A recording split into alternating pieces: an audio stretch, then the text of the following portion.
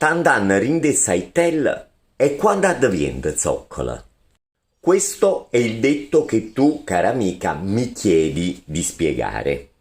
Innanzitutto traduciamolo per i non napoletani. Tanti anni nelle fogne dove vivono i topi, quindi le zoccole, ma quando diventi tale anche tu?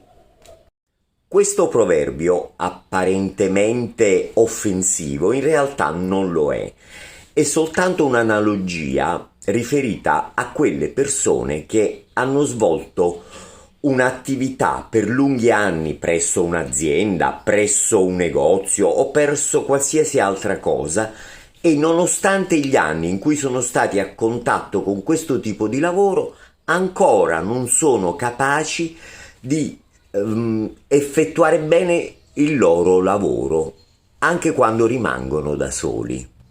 Spero che la mia spiegazione sia stata esaustiva. Grazie, seguitemi sempre e grazie per il like.